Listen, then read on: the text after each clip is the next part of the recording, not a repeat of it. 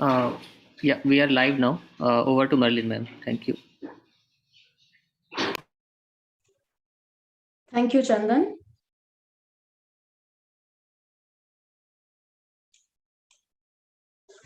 Pranam Guruji. Namaste, Dr. Nithyasree, and namaste to the audience.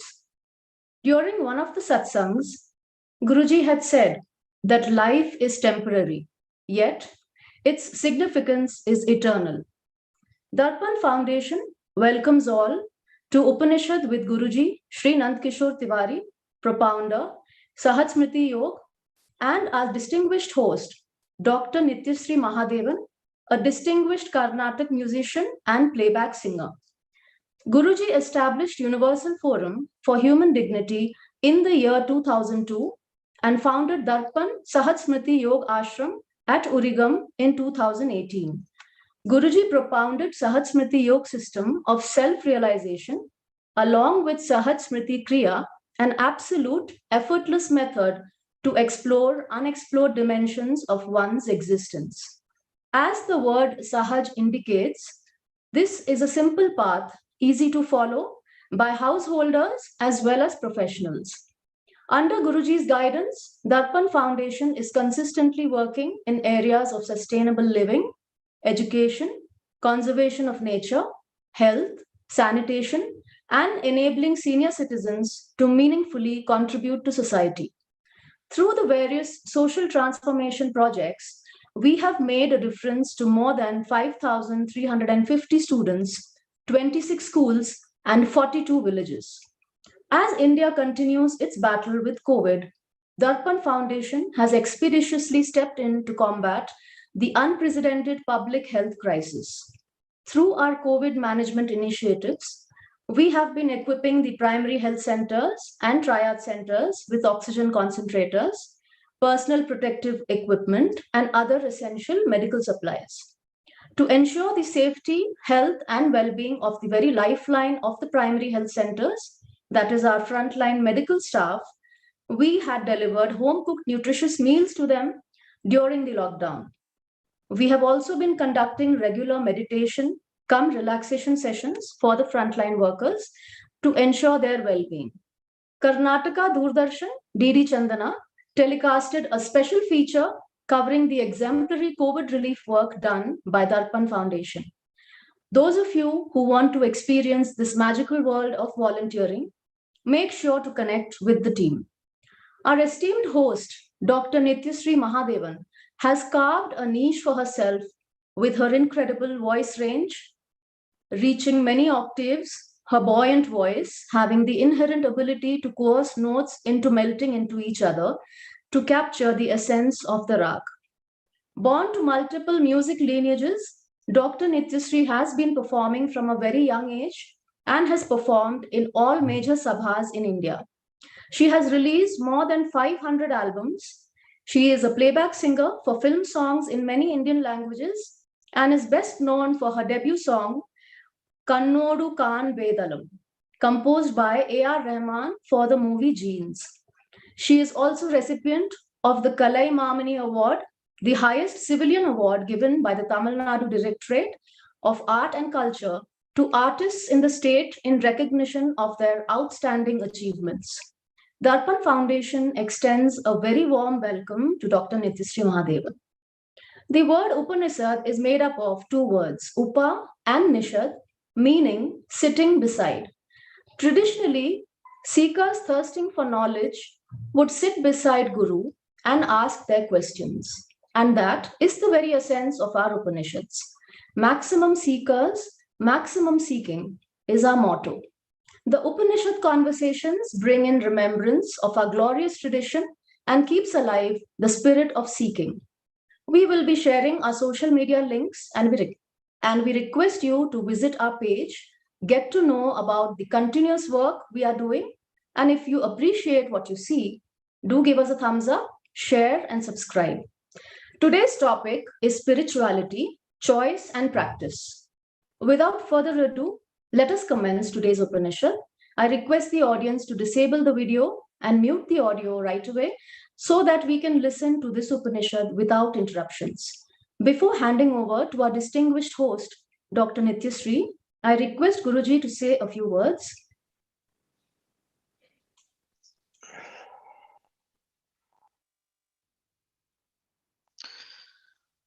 Brahmanandam Paramasukhadam Kevalam Jnanamurtim Dvandvatitam Gagana Shadrasham Tattvamasya Adilaksham Ekam Nityam Bimalam Achalam Sarvadhi Shakshi Bhutam Bhavatitam Tragunarahitam Sadgurum Namami Tam.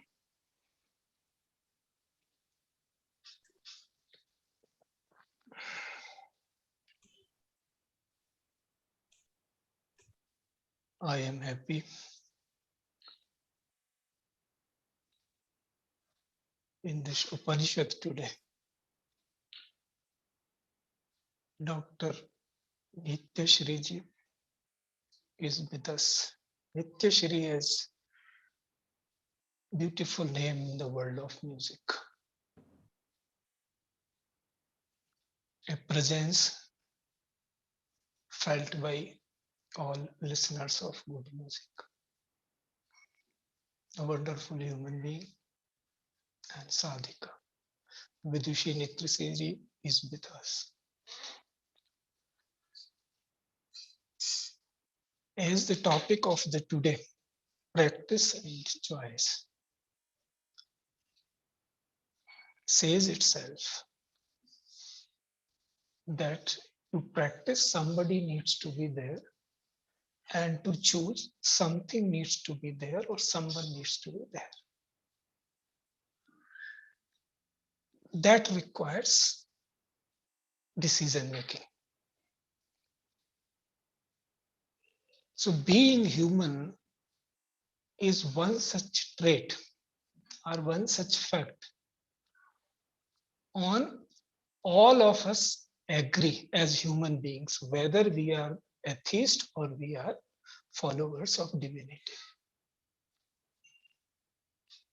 And another fact is that in this mortal coil, we can experience the immortal. This is unique to the human being. That is why choice and practice, all these things come. And that is why we are different from all other animals. Those sociologists call us social animal, but we are not that. Indic wisdom never trusts that and always refutes that is part of our being, but we are not animals. We are divine beings who have certain traits of being a biological being, but we have the capacity to transcend them. So this is very apt topic, and with these words, I will listen to the tunes of Nithyasree ji. Here I am more to listen because I like melodious voices to listen. When do I get the chance face to face? So it is my pleasure and I am very happy. Nithyasree ji. Namaskarams and pranams to Guruji, and thank you for your kind words, Guruji. I'm indeed very blessed today to be in a conversation with a person like you. Namaste, Guruji. And at the outset, thanks a lot, Darpan Foundation and Swamiji, for having invited me for this special conversation with Guruji. In fact, I was very hesitant and reluctant to accept to be a part of Upanishad for the very simple fact that I'm a very normal person, looking at learned scholars and gurus with utmost awe and wonder. But I think I have one qualification, that I do have the urge and thirst to get deeper in the spiritual journey, and that's how I somehow got convinced. Also to represent a lot of seekers at my basic level of understanding. And today I will start with a very general question, Guruji. Spirituality in theory and spirituality in practice, become two different pillars many times. The spiritual awakening happens every day when we read inspiring quotes and messages in social media, or when we listen to a motivational speech or lecture by great spiritual gurus, or when we read some books. But the very essence of spirituality, that is the liberation, the actual liberation from desires or attachment in everyday or day-to-day life, in day-to-day practice, becomes a challenge. It's like we know the recipe of a dish, but actually cooking and preparing it is what becomes so difficult. So please give us tips to follow in our day-to-day life and become better, evolved persons.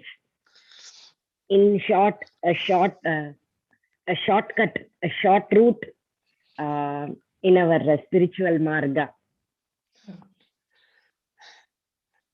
See how beautifully she began her query. See, this is the sign of humility. When you say, I am just have a thirst for higher knowledge, that is my qualification. Even if somebody attains the complete knowledge, then also this is the same. This statement only will come from one's mouth, that the tongue will speak like this only, that I am yet a seeker. So first qualification, as you said, recipe, this is one ingredient that one should feel really. This is how it happens. That if somebody you have, first let me begin with the dish. Suppose you have prepared a dish, which we call a spiritual dish. And some guru has given you that this is what you should relish. Now, after having digested it, if you become sahaj, that okay, that is the first sign that you could digest whatever have been told, that goes well with your heart. If it doesn't go, then it becomes our duty to go and report, no, this is not going well with me. Is there something wrong with my system? Have I not eaten it proper time? Have I missed anything? Why it is not digesting? Why it is not going well with this? So this is possible only when we have a living person. Books, this help cannot be taken from books. So that is why we need a living person, one of the reasons. So first thing is earning that humility, that urge to learn more. So because anything which you have to bring into practice, that you have to see through your person. All these shastras, as you said, motivational speech, everything, ultimately what are they aimed at? They are saying, can you live these ideas? And can, by living these ideas, do you feel that you have evolved? Are you more happy? Are you feeling better? Are you feeling more meaningful in every way? So such a way we have to travel. That means any spiritual virtue or anything, great idea which we have read, if we cannot practice it in our life, then it becomes not that much useful for us. And if it is very good idea and you cannot practice even a bit, then you start feeling a sense of distance. that this idea is meant for somebody very great, very attained one, not for me. And this distance creates havoc. That is where the role of gurus, living gurus, is there. That they tell, no, there is no single idea in any Sanatana literature which is not practicable. Every idea is an observation. Like a science, you go as a student, as a scientist student in the lab, and you make an experiment, and then you note, these are my observations.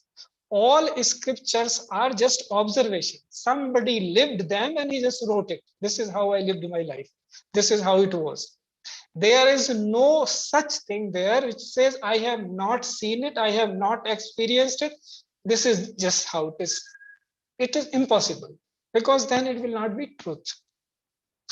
And only central point which all agree, you see, we have to find in life such common points where all, whether they are literate, illiterate, enlightened, rich, poor, everybody could find a common ground, because this is the first requirement, that you take everybody along.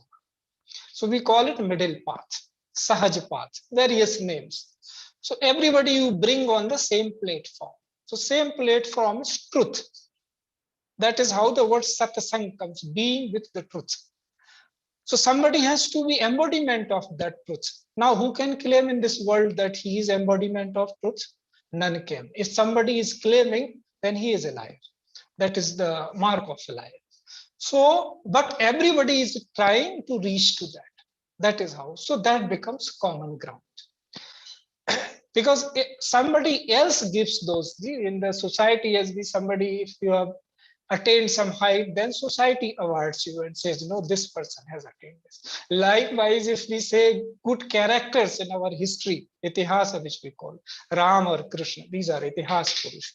So if they have done something, then others are saying Ramo Satya Prakama, that he is, that is how he is. But he is not saying that I am like that. He's saying I'm trying, I'm human, I'm just trying to do. In all traits, he is showing that human traits, that I am just like you. That is how they become our ideal or adarsh, we call. Because they are showing in regular life, it is possible. Now, it may not be to jump directly to the highest truth. It may take some journey. So one should be ready for that. So it should begin with very simple thing, that you should become truth. Means the person seeker should never doubt oneself. Anything, because why doubt should not be there? That means you are not truthful. Doubt comes only when you are not truthful. If your word, mind, and deed, all three are one, why will doubt come to you? It may come as a query if you don't know something higher. Then you may ask, but why should you doubt your own existence? So either if you do not know it correctly, then you doubt, then you need to know someone whom you think that this person knows. So you go and sit there and ask your questions. So these are the ways. Like this is very simple. As we begin with this, or this sloka says, as Shankaracharya has put it, everyone is saying that this body is anitya, but you are nitya. So this is not fact. The body perishes after some time. Now, but the second sentence, when you say, but you are nitya, then this is, and then we ask, how am I? That is how the journey begins. And then when you realize, then you say, yes, this is true. So you verify the truth. And that is how another Shastra is created, another book is created, because it is somebody else's journey, just reiterating, asserting the same, what realized through another person. So first thing is never doubt yourself. Simple beginning. Second thing is try to be one in your word, mind, and deed, because that is what the definition, simple definition of truth is this only. It is very difficult otherwise for it to, everybody can define truth according to their knowledge, according to their reach. That is why it is Satyam Ekam Vipra Bahuda Vadanti. There are, the truth, ultimate truth is only one, but everybody is saying, realize one. Vipra means the one who has Praveen in Veda, that means the one who knows the knowledge as it is. So they say it differently. How they reached, like I keep saying this simple example that to one city you can reach through so many ways. But so you will describe your way, that is how I reached here. It may not match with another's way who has come from a different way, but reach to the same destination. So truth, simple truth is that one becomes one in one's word, mind, and deed. And that is the beginning. That is the establishment of soul, which we call our Atma, begins from there, or self. So many names are given to this according to the stages. But in simple words, it is you. It is now your building has started. Now you have become, as we call, the word we use is traditionally Dvija. That means it is your second birth. Once you are a biological born, now you are making yourself what for you are here. So becoming one in your word, mind, and deed. Say that much only, which is your experience, so you will not have doubt. And when you are clear, then only you can give clarity to others. And anytime somebody says the truth, will be always truth, because you realize that is how you move further. So first thing, these are the few things that one should be one in word, mind, and deed, and one should become humble, and then go for the higher one, go for it quickly, and then we'll realize by and by that how to reach to the higher realms, how it is possible to realize the immortal within mortal, because this sounds contradiction in terms when we say. So realizational truth is something always such that it only when you reach to that what you call yogata, arhata, which we say, qualification, then only you cannot teach a KG student PG subject. They have to be qualified to that, to appreciate that. Because when things become subtler, then you need some sadhana to understand that you are moving ahead. So who can verify this better than you who is doing Sangeeta sadhana? You know, after a point, how much you do sadhana accordingly, it will fructify. So same way here, have to keep moving ahead. And that is when we evolve. And there is one thing in common among us all which will come, that is wisdom, viveka, discernment, that you more and more you evolve in your wisdom. And that is why you verify your own knowledge also. And then you make it for all, available for all. So simple beginning, that you become one in word, mind, and deed, and become humble. So these are the simple ingredients of the recipe you are asking. Thank you. Yes, Swamiji. First, faith from what you spoke, faith in ourselves, honesty, and abhyasa. Try to follow whatever is possible, is what Swamiji conveys from my understanding. As an extension of it, I would like to ask, you said viveka. In a way, it is acceptance of everything, whatever we get in life, whatever we are worthy. To live in the present moment is the key to nimati or peace, shanti, whatever, happiness, everything. So vairagya and viveka are all terms that we come across in our spiritual discourses to attain the inner peace or liberation, whatever. Vivekam, I think, is to discriminate and understand the real and the Maya. Vairagya is detachment from desires or anything that is materialistic or anitya, as you say, temporary. And for a normal seeker in today's world, detachment from all these things seem like an unreachable goal, target. Attachment without being affected with the end result seems a bit reachable and realistic, Swamiji.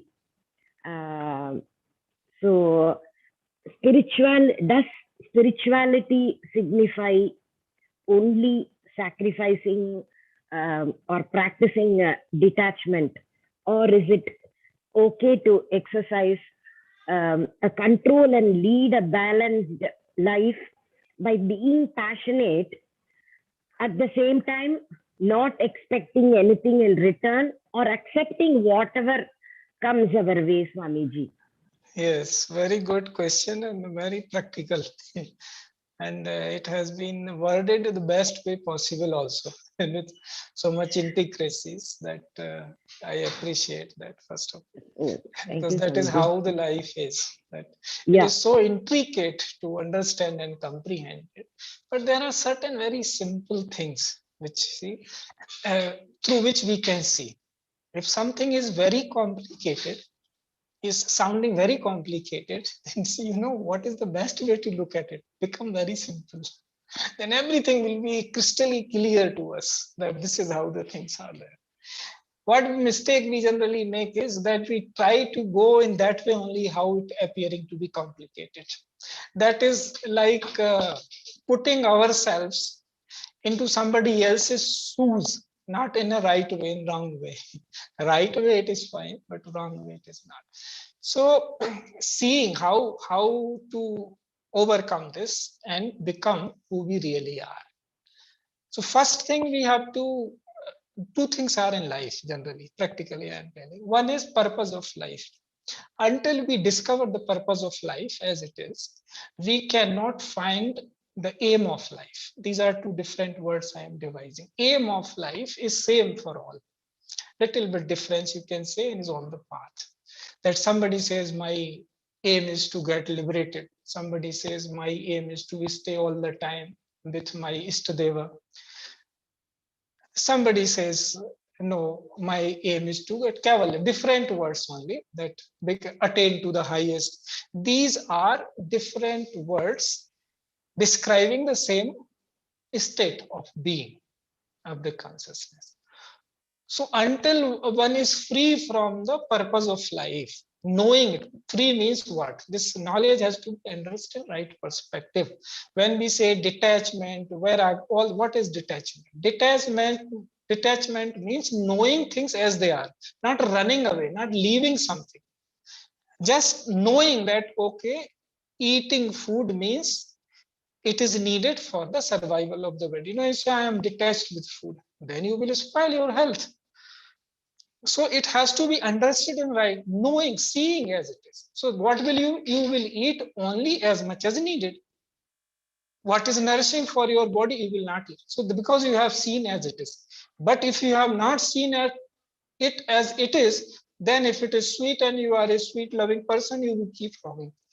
And that will spoil your health.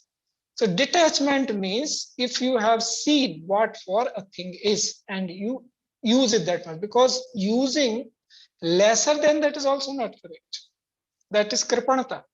That is also again not as it is. Just you have to kind of dope tailing it is. This much is needed, this much is given. So you are free. So that becomes when you for a long period, this say dirghakal sanskar sevito. So if for a long time, if you are engaged in that practice, what you have chosen, you are engaged for a longer period of time, then that becomes detachment automatically. You need not become detached. It automatically becomes like that. If you have been practiced for long eating right food, then you will not be carried away by any other taste. That though this is its a job is to nourish the body, why should I spoil my senses? So this transform automatically into the vairagya. But key you have spoken already in the beginning, that acceptance. Now yes, little bit of struggle you have in life, and this downs upon on human beings that anyway they have to accept life the way it has come. But there is a difference between a spiritual person and common, those who have yet to attain. A spiritual person accepts everything gleefully, very happily, whatever is coming. Like Ram, today evening it is Raj Tilak, Yuvraj Pad. By the morning it is Banvas. Oh, very happy inside. Inside, very happy. Outside only he is behaving the way he should behave. And otherwise people will consider it, no, this is abnormal. It is not normal. So he is saying all those things which a Yuvraj should say. That if you had to give it to the Bharat, you could have told me directly. Or to the KK, he said that if you were willing, what more matters? You could have told me. I could have gone. So these are human traits. So everything has to be behavior wise as human. But through our sadhana, when we reach to this state of realization because which have become real to us. Now, who it becomes real to? That is where the role of the discernment, viveka, comes, as you have said very clearly, the nitya viveka, that this is temporary and this is permanent. What is permanent? It is not what. That is where the mistakes are made. It is who. Who is permanent? Who am I? Who in me is permanent? So that alone makes the choice. So more and more we move towards that one layer we have gone, oh, earlier we were thinking this is permanent. Me, no, this is not permanent. Oh, I was thinking this me is permanent. No, this is also not permanent. So that way, neti charaiveti, we go, not this. So you keep reaching, you're just like peeling the onions like that. And the ultimate, you find nothing. This whole world was nothing. Only I am there. And how I am? Because somebody is already there. Because of that amsha, I am there. Because more and more I discover, I find after a point that this also I am not.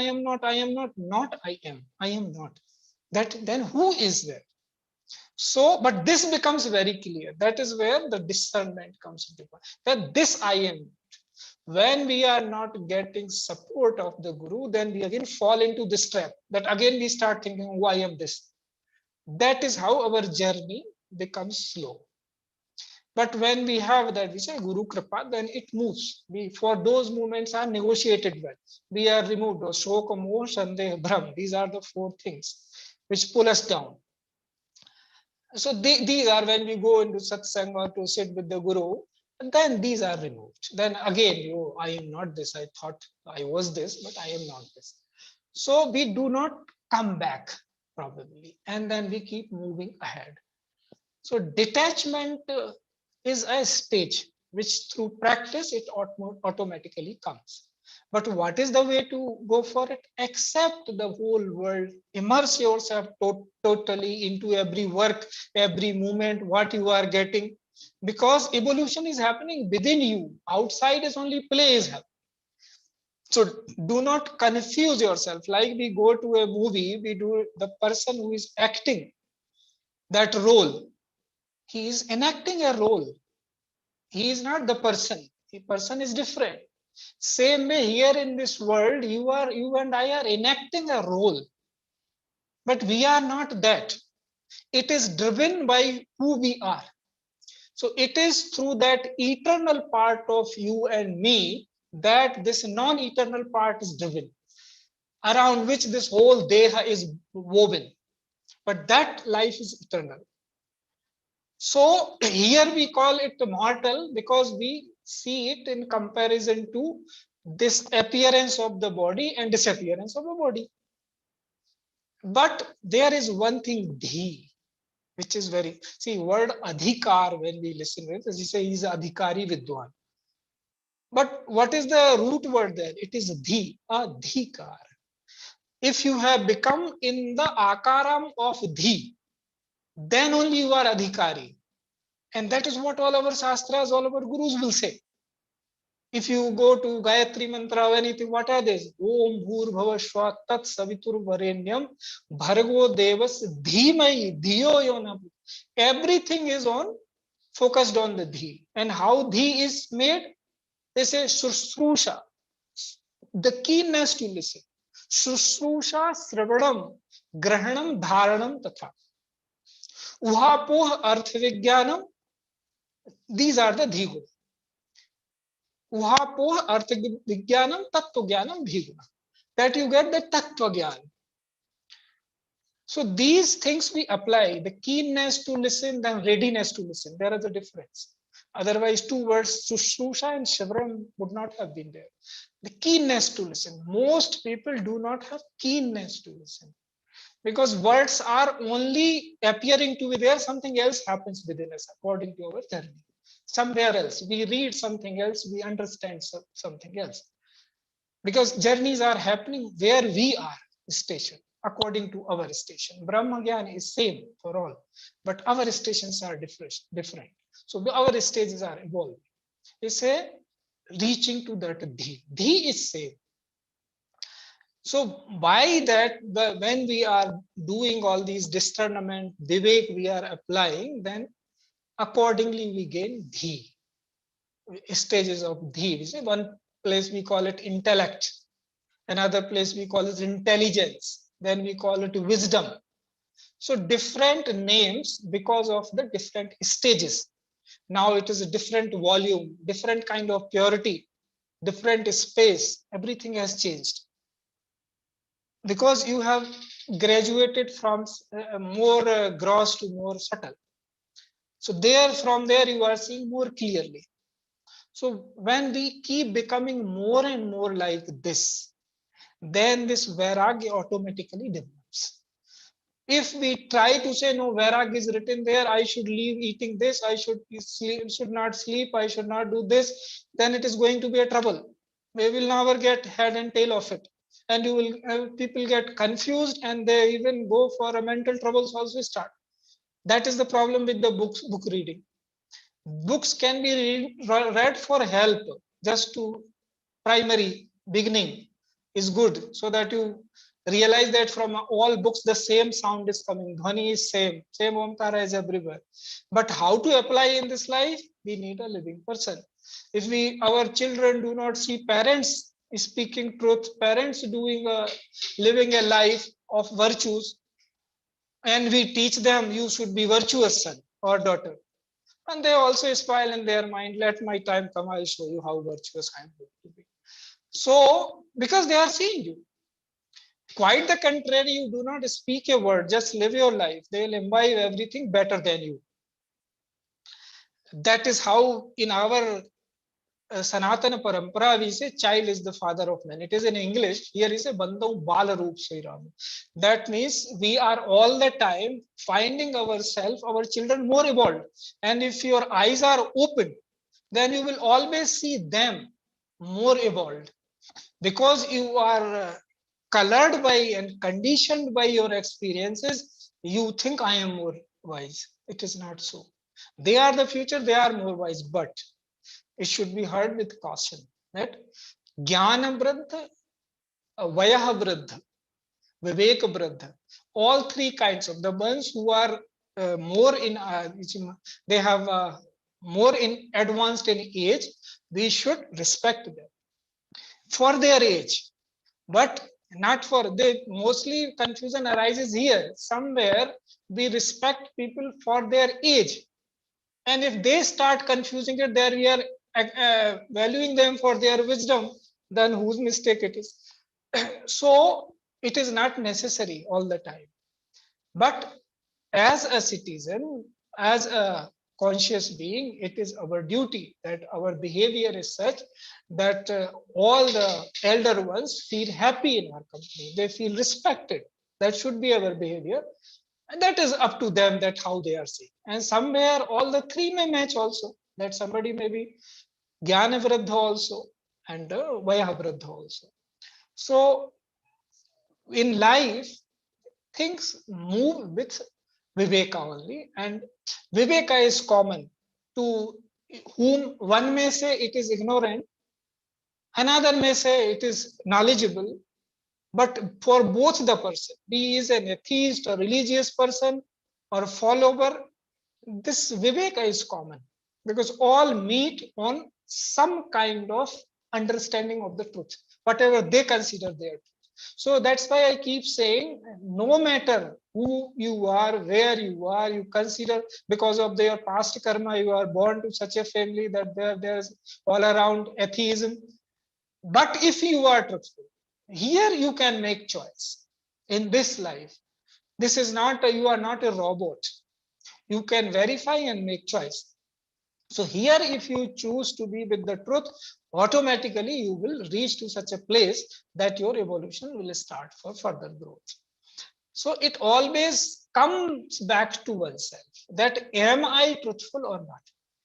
Am I looking truthfully? But this is the only requirement. Am I really a seeker? With all my life, pranapan, which we call, that I just want to know the truth. If that thirst is there, everything else is not your doing. It is the doing of the one for whom you have the thirst. If three things are only needed, as we say, the human frame, the inclination to reach the truth, and then the proximity of the Guru, in which human frame we already have. Only thing we need is that thirst, inclination. Rest is his work. He does his work, or she does her work, whatever name you want to give. Because the moment you give a name to a Ishta, people start saying all sort of things. So we leave it nameless. Okay, whatever is your, whosoever you are considering, it is his or her or that one's work. Your work is, do you have really this thirst? Everything else will take place.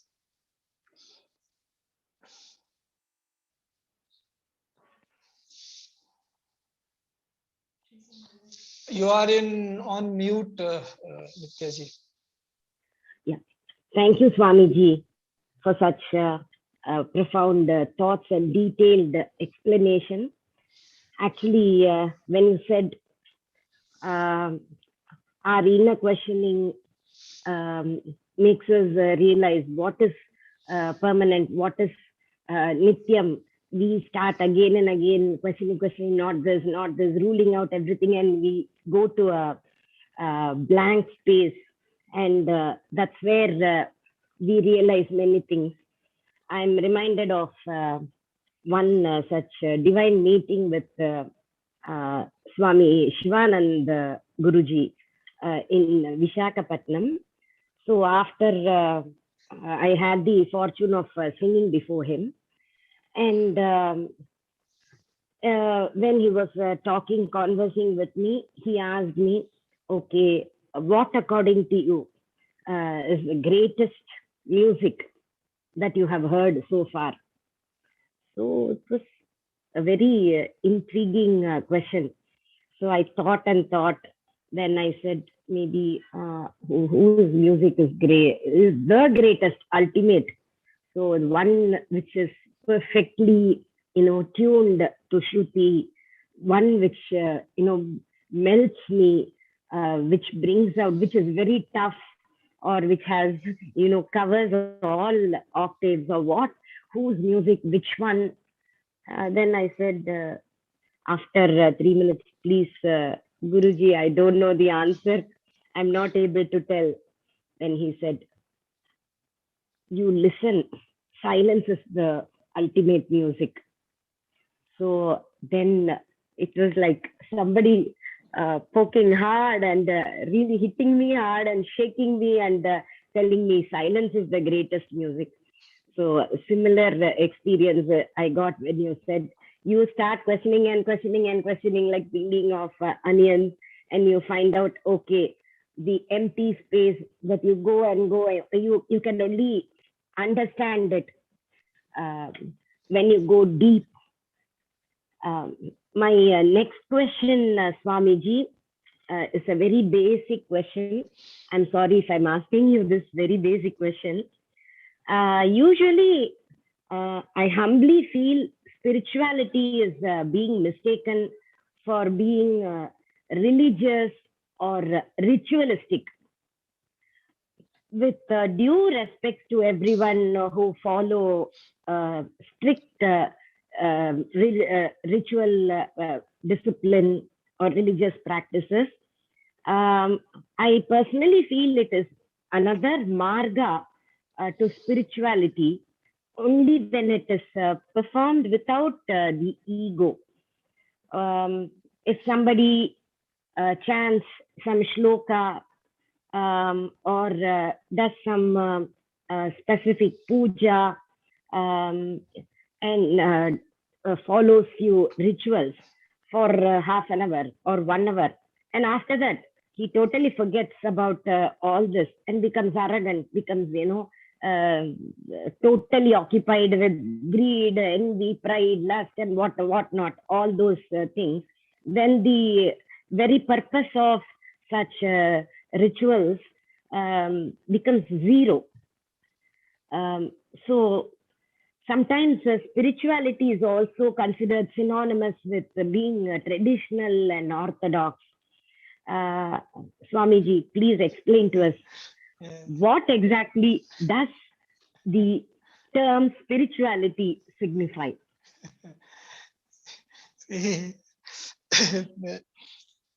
We call it, there's some problem with the language also.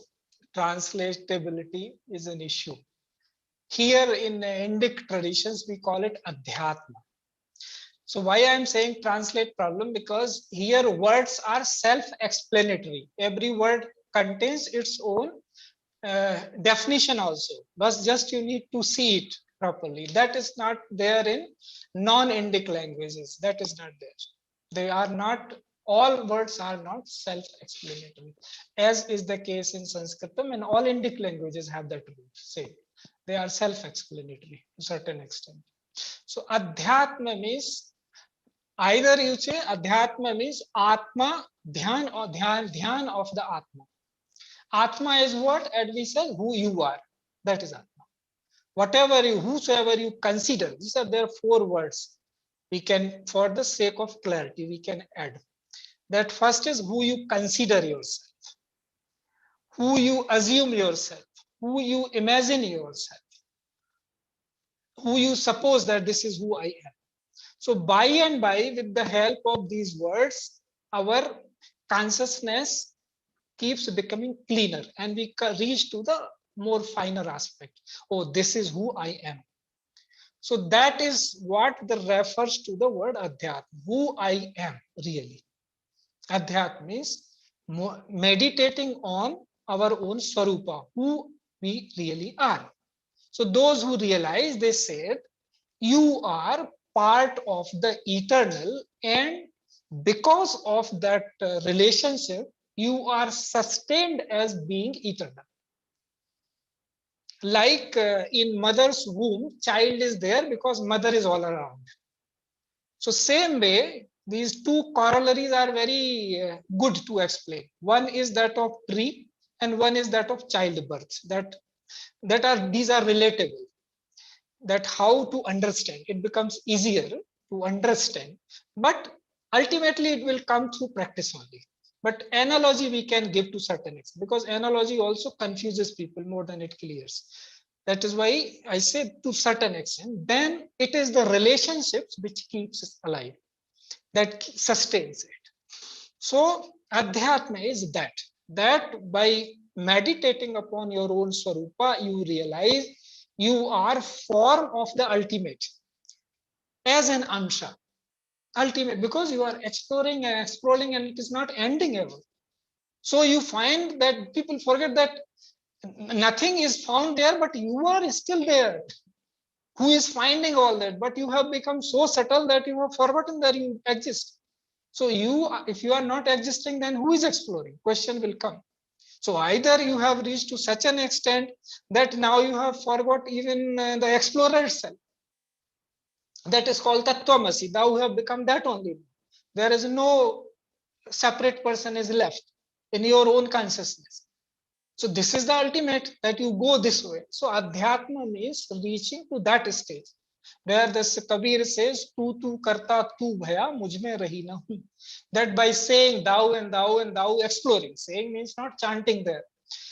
Why? Because he was not one of those who chanted. That is why I gave you that example. He was not the one who followed rituals. He was just a self-realized person who just lived his life very commonly, weaving all the day and selling in the night, evening, and working tomorrow again. And still his spirit is alive, because he spoke that Vani, which is eternal, which matches with the eternal note. So it is still there. So it is always about your own self. Spirituality is that much only. How you reach, people devise different ways. Now, since you are a sensitive person, cultured person, so you have showed with all respect to rituals and everything, and that is how we have to say, because people have different behaviors, modes of. So we respect all whatever you do. But if they come and ask how to reach it reality, how to reach that reality, then only our role starts. Till then, even Krishna says, no, you should not disturb anyone, whatever they are doing. But you should keep doing what you should do. Someday, if they ask that, what are you doing? I am finding you little different. Then your role is started, that this is how it should be. So spirituality is about that who you really are. It is neither about the rituals. Rituals and all are these cultural, either cultural bearings or past life impressions. Both things are there. And they are neither negative in themselves nor positive. These are just subtle habits sometimes, that you do not even know why you are following this. Somewhere you go, some is consciously happening. You are seeing all others doing, wherever they see a temple or mosque or church, whatever, they go down. So this comes out of habit also. It has nothing to do with this, anything inside. But somebody may have lives and life, so that impressions also. So everything needs to be clean, including those. You have to become as you really are, and how you are, that we have already said. Nityam Vimalam Achala Amalam. That is how you are. So all these impressions are not there in real you. So whatever impressions are, that is not real you. So Adhyatma is very simple, being yourself and how to evolve, and that is the way forward. And for all these things, as you said, I remember one story in some Katha Bhagavad. Panditji was, as they say, they are made mostly scapegoats now in stories. So he was telling something about some, say, bangan, or what did you call it? Then brinjal. That what are the bad qualities of the brinjal? One should not eat brinjal. In that katha, his wife was also present. So she was also listening, that, oh, brinjal is so bad, I should not prepare it at home. But Panditji was very fond of brinjal.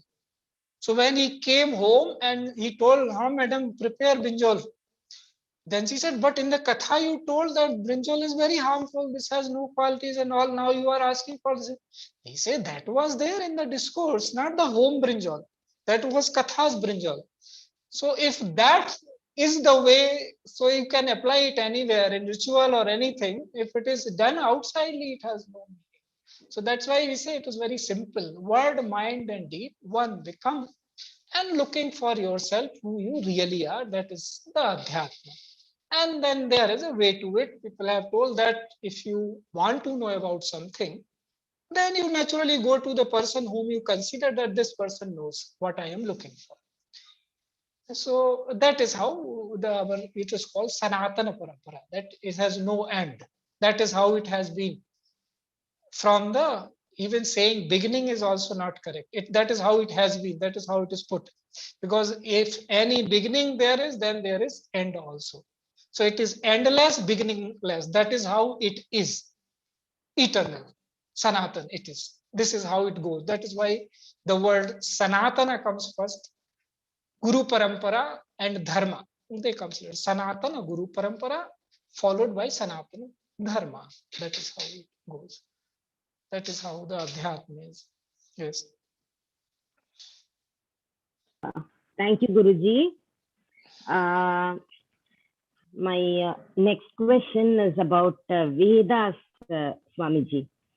Vedas are considered the very essence of spiritual awakening. And we do see Vedic chanting in every auspicious occasion, or homams conducted in temples. And the Vedic chanting itself is so divine and absorbing, and it sounds very meditative. In fact, they say Sangeetam, music evolved from Samaveda. And Bhagavan is also described as Veda Swarupa. But actually, accepting a very few knowledgeable, learned scholars, the meaning of Vedas still remain a distant secret or sukshma to a layman or a seeker. So is it how it is supposed to be?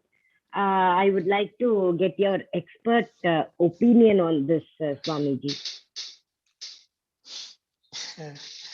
Yes. So I will, because you named the Vidwanas and all, I'll give you one example. We'll quote, though you know, but for the sake of audience. Bhagavan Krishna, long back, he spoke about the Vedas these words. Traigunna Vishya Veda Nistraigunna Bhavarjun. Nirdvando Nitya Satvastho Niryogchem Atmavan. He is telling to Arjun that Vedas are limited to Traigunna Vishya. That means they are limited to creation. So there are two stages. One is creation, which we call Srishti, and another is Astitva, that we call existence. So existence is different state and creation is different state. Existence is higher state than the creation. So he is referring that Vedas are limited to Traigunna Vishya. That means all that appears to be there, all that is visible as well as invisible, that both come under the domain of Vedas. Veda means knowledge. Vid means with dhatu. That means to know how things are. Knowing the world as it is. Knowing the Srishti as it is. How we give different words to make it comprehensive. Same words are used by same Guru Parampara to make sure that everybody comes onto the same page. Otherwise, say in one word, I may mean something else and you may mean something else, because words have their own, no meaning of their own. They have only contextual indication. And you say, for example, I say, oh, you are Prakriti Swarupa. Now you will consider Guruji is referring me to as a Nari, or he is referring to me the ultimate. No, what you will take. So Gurus tell us this point of time, this is the meaning of this word. Now you evolve and see this is the meaning of the word. So Krishna is telling very clearly that Traigunna Vishya Veda, that the Veda's domain is limited to this, to visible and invisible world. But you have the capacity to move beyond. So even at that time only, and who can be higher authority than Krishna on the Vedas?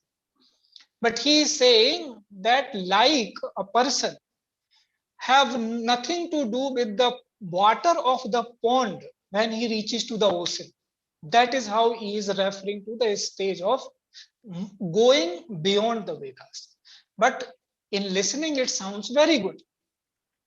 But if you have not attained even the Vedas and you start saying like this, then this is what you are earlier referred to egoism. Because I have read something in a book, I do not become knowledgeable person. If I have not lived it in my life and found it to be the true or false, then only that is stage, then only we can say, this is like this. So he is referring, he is not refuting Vedas, Krishna. He is saying like, simile he is giving, like when you have reached to the ocean, the water of the pond doesn't attract you because you have reached to the more water. Quantum is there, volume is more. So when you become nirdvando, and that is what the slok in the beginning said, dvanda titam gagana sadarsham, tamasya adi laksham. So he said, same from everywhere, same echo will come.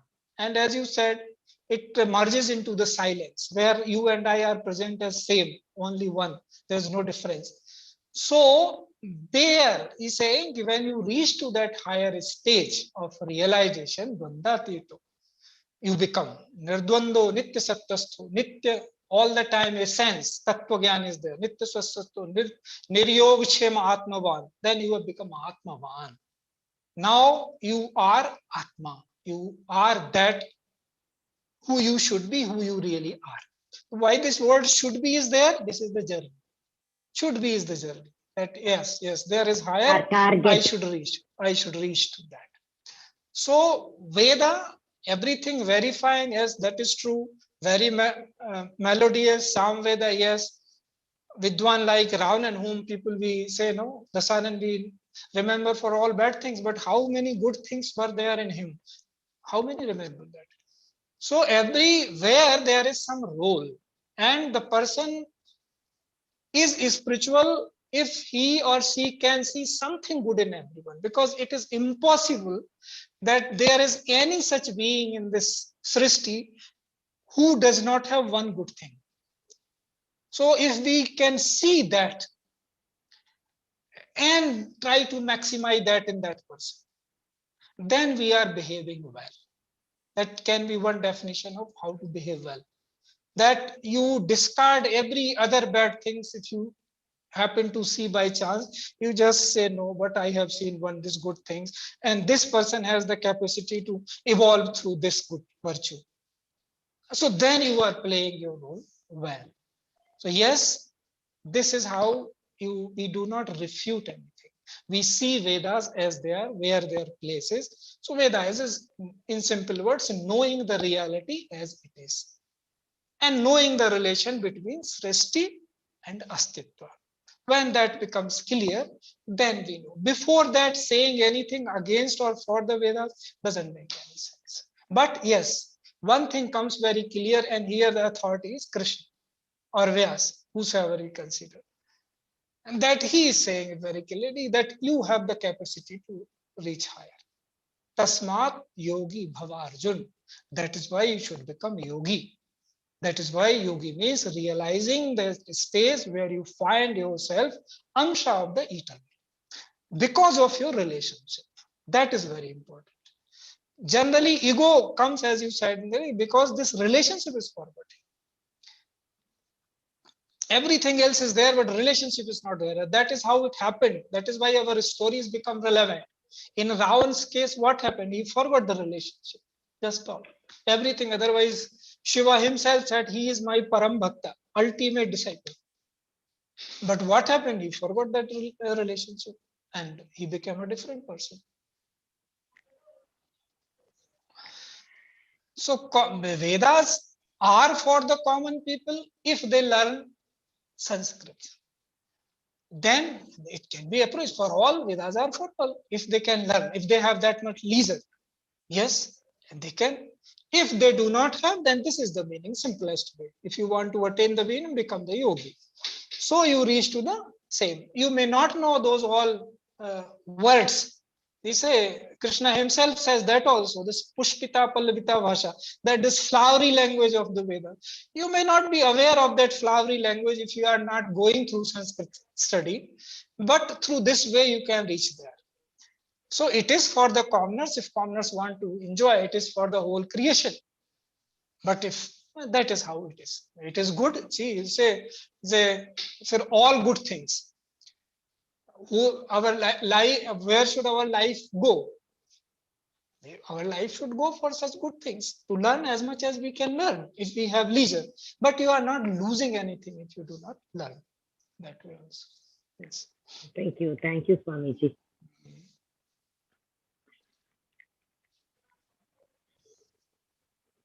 So I think, do we wait for the questions from others? Yes. Okay. Yeah. Thank you so much again, once again, for giving me this golden opportunity of, clearing my doubts on my behalf and on behalf of, thousands of seekers like me. Thank you, Swamiji. Thank you so much. You are very humble. That's all I will say. Thank you.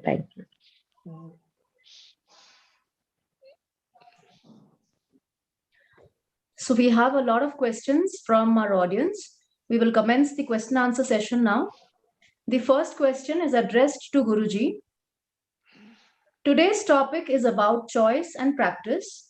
Once we choose, we are often unable to diligently practice what we have chosen. How can we correct this? So decision making is important part in life. Determination is needed. If you have found something, you choose something because you found it to be truth. Otherwise, why will you choose? So once you have found something to be truth, why should you not follow it? Just because of the lack of determination. So that is needed. Determined, one should be determined. If not today, again, try, keep trying. So all the time, it should not, what kind of doubts come, why should not one follow? So that has to be analyzed. It can write one's points, why I am not, once I have chosen it, why I am not following it. So to make it comprehensible to oneself, one can note down in diary that these are the things which are making me not to follow, despite my wanting to be followed. And accordingly, if you, those points, if you cannot address yourself, then we go to the Guru and the one who have told us to follow, and we clarify that these are the points I am finding difficult, which make me not to practice what I have chosen. So this is how it is. There is no alternative there. Once you have chosen, you have to practice, and then only the fruit will be there. It is simple like saying, if you have cooked the food but you have not eaten and you say, I am not becoming healthy. Guruji, what is the way to become healthy? Only by eating food you become healthy. So what is it? You see, prohibiting you from eating that food? Those things can be discussed, but there is no other way. You write down, become clear, and get those points clarified. Thank you, Guruji. The next question is for Dr. Nithyasree. Ma'am, it is believed that our feelings and expression enables us to realize oneness with the supreme reality. May I know in which composition or raga you experienced divinity, or which one is closest to your heart? It's very difficult to just point out one raga, one composition through which I have, experienced such a divine bliss. The thing is, music is the greatest gift from God to me, only because it makes me completely zero when I sing. So that itself is such a blissful experience, I should say. When I start singing, even just before I sing, I would have had something disturbing, emotionally overwhelming, even extreme happiness or anger or whatever. I would have been sad due to some reason. But when I start singing, everything completely, my mind gets occupied only with the nadam, so and which makes me completely zero. So any sort of music, I experience such a peaceful feeling, emotion. So that's the greatness of music, I should say. Thank you, Dr. Nithyasree. The next question is for Guruji. We are faced with many choices in every stage of life. How can we ensure that we always make the right choice? The question is, who makes the choice? It is awareness in us. It is our stage of clarity, how much clear we are about things. Accordingly, we make decisions. So how to make right decision? By becoming yourself right. That's what I said. There should be no doubt about one's own persona, that this is how I am. So when you are choosing from your ultimate point of consciousness, whatever it could be, but it is your consciousness. So in this sense, always, until we have realized this wanting will always stay. Maybe I could have chosen better. This will always stay. That is how the things are.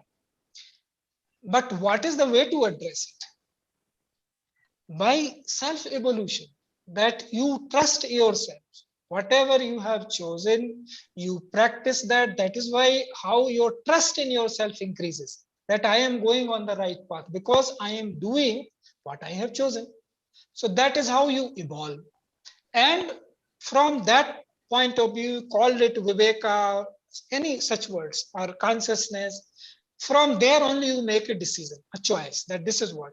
So in completeness of the things, there is no right and wrong. All are made of, all this world is made of the opposites, dvandva.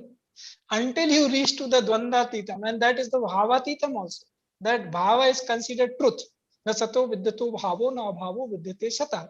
That means there is all, everywhere only truth is there. Untruth is not there, it doesn't exist. But do we consider in life such things? And the spiritual state of realization of that you go beyond bhavatitam traguna. And then what is wrong and right? Nothing. It is just your character. So all the time work on your character, that where you are not in an iota of doubt to do what you are doing. That this is what I am supposed to do. Rest, because this is how it is going to be all the time. You will always be with yourself. You cannot run away from yourself. Then accept the whole existence as yourself. Then you are home free everywhere. So it is, this will remain, this kasham between I should have done that, that is an afterthought. So that puts people in negative light themselves. That is how they go in depression. Oh, at that time I should have done that. No, that time you did who you were, what your consciousness was. And I have to accept that. So never be in doubt. First thing, be clear, truthful, and do whatever. That will be the right thing for you to do. Let the whole world say whatever it is, but for you, that will be the right thing to do. Because there is no doubt. Whole your knowledge, whole your consciousness, your existence, this is it. Then doing anything against that puts you in trouble, brings you to the impressions, because you thought that is what I should do, and that is what I am doing. So if there is a difference between what you should do and what you are doing, that is the trouble for you. Not whether it is right or wrong, because there are no rights and wrongs in the ultimate sense. It is just evolution, evolution, and evolution.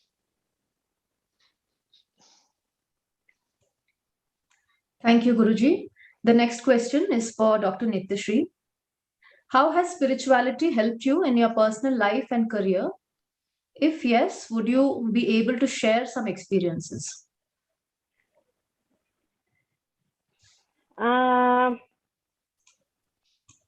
Spirituality, at least according to me, is accepting everything in the same plane. Mahakavi Subramanya Bharatiyar, in a song, he says, Kakai Chirahinile Nandalala, Nindran Kariya Niram Pundradada.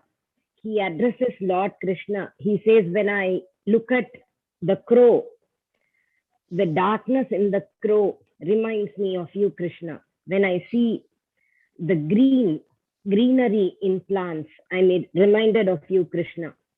Then he says, this universe is filled with a lot of beautiful sounds.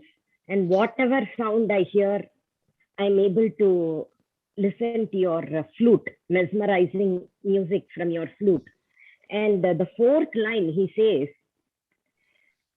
even when I touch fire, the intensity of heat reminds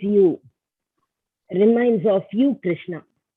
So I think spirituality is that we have to, even when it comes to suffering or sorrow or turbulences in life, that also we should be able to treat as Lord Krishna's prasad. So for me, yeah, I think God is always fair and reasonable. He gives us share of happiness, share of success. At the same time, lot of turbulences and challenges too. This is common for all of us. But, we tend to ask Swami, Bhagwan, why you're making me suffer when we suffer. At the same time, when we taste success and happiness, that time we don't ask God, why me? You have given me so much happiness. Why me, Swami? We don't ask.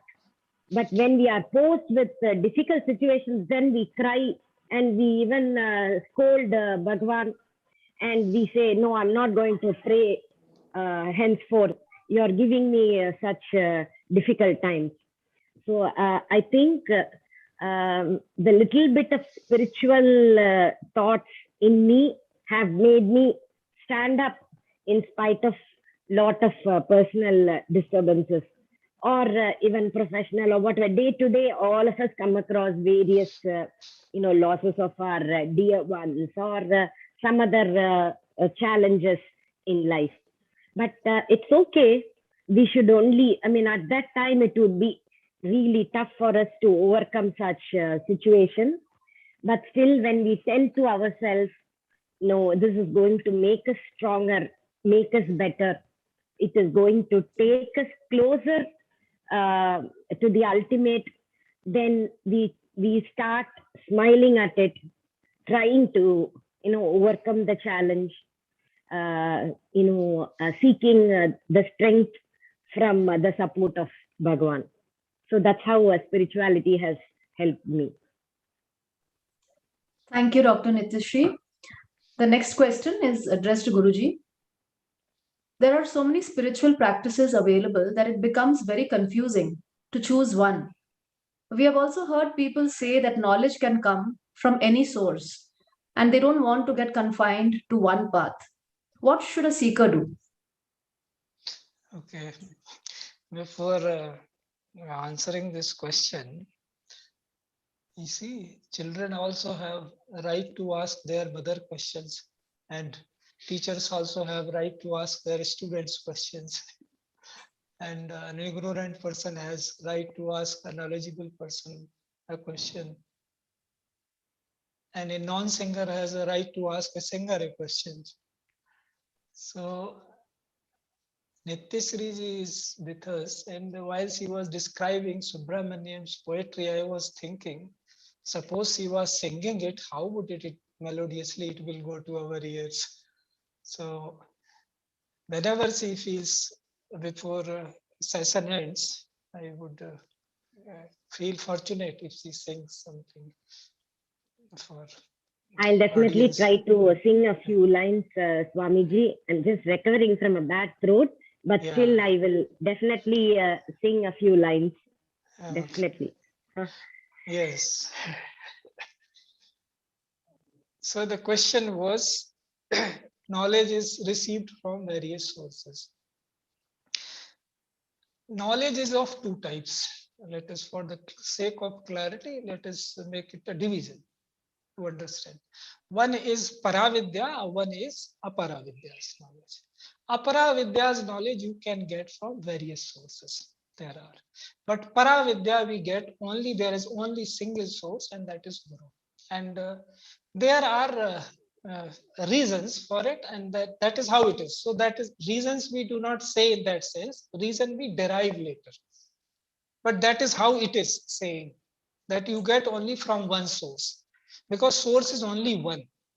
And wherever you see that oneness, from where, otherwise you get confused. That is why in Paravidya's case, knowledge should come from only one source. You can change the source. That's what I am beauty of it. That if you do not find one person fit enough, you have evolved more, you can go to the another, but always it will stay coming from one person. Otherwise we get confused. That is my experience. I'm telling you, I'm not telling anything from book. That this is received only through one, because there is only one. In whom you have seen in the image of that one, from there only your knowledge will come. So it's about Paravidya, this is very clear. And on a specific question, that when we go to our Guru, in whom we see that here is the possibility of my gaining the clarity. I am referring to the word clarity more than knowledge, that you become clear because knowledge is already within you. And what the Paravidya is, that is not somebody is going to give you. It is all, you are part of the same, as we have said in the beginning, that you are part of that eternal. You, by that relationship, you are yourself eternal. So what is there? The water is in the ocean and water is in the pond. Only thing is, you have forgotten the relationship, how the pond and ocean are connected, how both are connected, how the clouds come and the same water is everywhere. So you have forgotten the relationship. The thread is missed. So that only when you are following one, then only you can get the thread collected. Otherwise, you get confused. So Paravidya's case, it is such that this knowledge is received only through Guru, and there are these things. What makes it so? Because you get clarity on every level for understanding. At the experience level, you come to know his experiences in life, because he is live in front of you. He can tell you how his life has been. So you have authentic source, no confusion. And then for your upliftment, there is a transmission that you can be uplifted when there is a need for that, or we have become qualified to attain to the higher stages. So Paravidya is received only through this way. Other knowledges you can receive. You want to study scriptures and all that, so many gurus you can go to. And you want to learn music, you want to learn any other Vidya, science, physics, chemistry, you go to different people, and that is how it is. Here you can go different people, I have told, but one time at a time.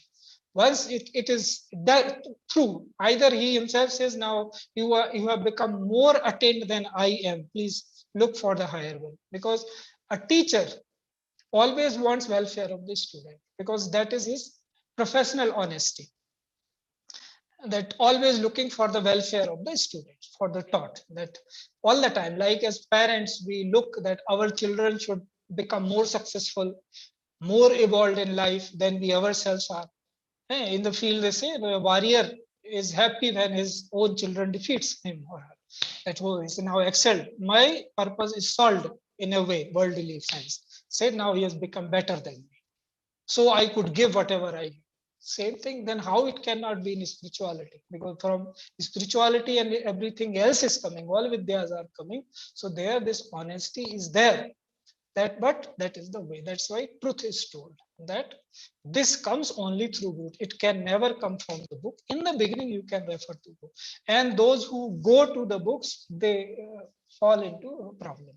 What problem? Impressions don't go. The ego will stay all the time. More knowledge we acquire from books, more bigger our ego becomes. It never sublimates until and unless we find somebody to surrender, some embodiment of all those books. Or most of the journeys which have been reported by seekers, they have acknowledged it, that so long as I was going with this heavy boj, weight of books, I could not receive anything. Once my books were thrown, then I could start and could earn the Paravidya. For others, it is not so. For others, yeah, books and everything is fine. And that is how it is. Thank you, Guruji. Next question is for Dr. Nithyasree. As with any profession, in the field of music too, less talented individuals might have become more famous.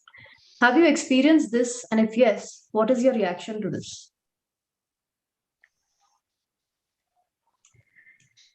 Who is to judge this musician is of slightly inferior quality singing? I don't think we cannot be judgmental on it. Sometimes, a listener may like a particular singer's emotions or his or her voice, even if it is rustic, even if it is not as melodious as another person. So I think I don't think there is no yardstick to measure the quality of singing, especially when it comes to music. It is just an outpour of emotions and expressions. So it depends from individual to individual. And if the Rasikas are able to connect to a musician and if they like it, that's all. So, and as a musician, if you ask me to, keenly notice the quality of singing and other technical aspects, yes, I might be able to pinpoint, oh, this singer is able to produce better music, better vocal dynamics, and there are few aspects in Carnatic music, technical aspects. Oh, this is very intricate. This singer is able to sing this with more fluency and all that. But beyond that, there is something which a musician will have with the Rasika, the rapport. So that is unquestionable. So that's how I look at it. Thank you, Dr. Nithyasree. The next question is addressed to Guruji. It's from our YouTube audience, Lalita Subbu. Her question is, will passion create attachment? No, it should create. No. Passion and attachment both are positive words, first of all. These are not negative words. Suppose you have passion for doing something good. Will you call it negative? Suppose you are attached to doing something good. Will you call it negative? So when we have certain thing in mind, that's why when say we are asking question, if we are clear in this situation, what needs to be done? So then things are opened up. It is still not told wise one that this is what you should do. They will open up. Now you choose. This is how it is. This is the field you want to go. This is how. So first of all, it should be very clear that passion is not a negative word. In any sense, even if we say in the sense of kam, he said dharma aviruddho kamoham. The kama, which is dharma aviruddh, it is not against dharma, that I am. The divinity himself says. So it is not against. Passion to what? That is important. Attachment to who? That is important. So both are needed, and both by mutually they make one other go like waves higher. More passionate you are, more attached you will be. More attached you are to someone, you more passionate you will be to your value. Suppose you are attached to some very good value. No, in every sense I will uphold this value. Satya I will uphold, come what may. Then you will be passionate about it. So yes, both are in the same being, good being, both are very good. Passion as well as attachment. But where, when, how, who. Thank you, Guruji. Our next question is for Dr. Nithyasree. We recently lost Kathak Maestro Birju Maharaj, who was not just a dancer, but also an accomplished tabla player, as well as Naal player, a Hindustani vocalist, a poet, and a painter too. He was from a generation of artists who did not compartmentalize the arts. That is how the treatise Natya Shastra describes a complete performer. Are you proficient in multiple fine arts too?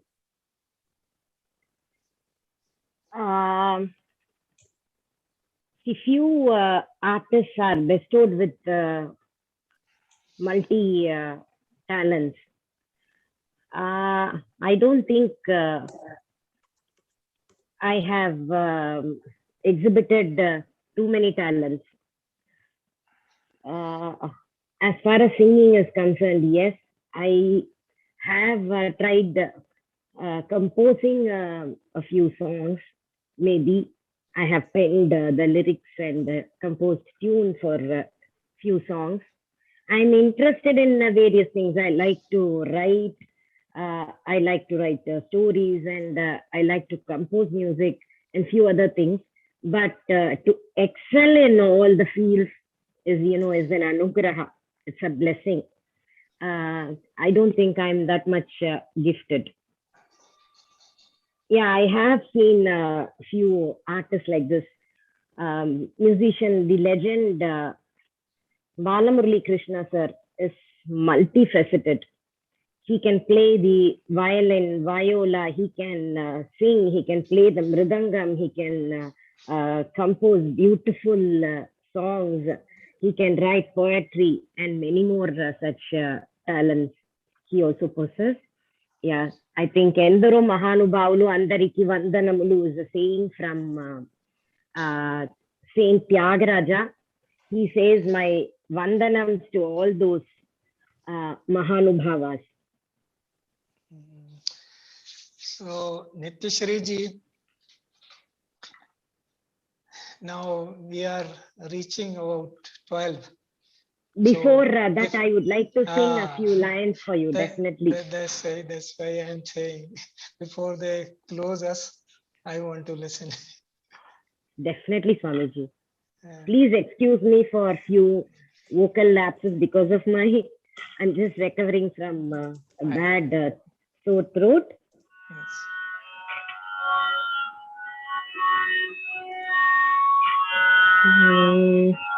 This is a composition that I mentioned, a composition of Mahakavi Subramanya Bharatiyar, one of the greatest Tamil poets.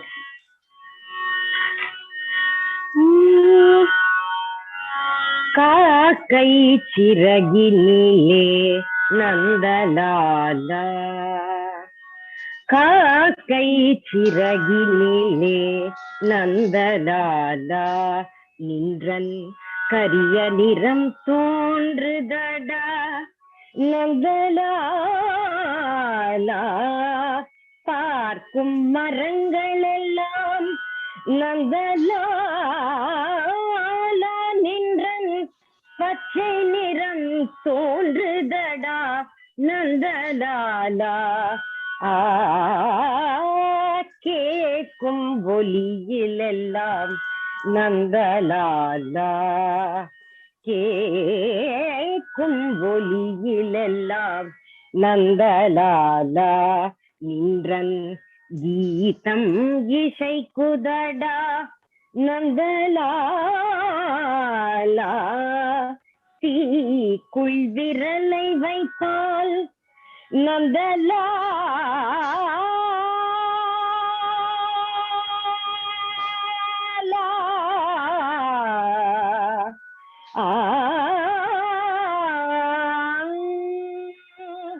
தீக்குள் விரலை வைத்தால் நந்தலாலா நின்னை தீண்டும் இன்பம் தோன்றுதடா நந்தலாலா நந்தலாலா நந்தலாலா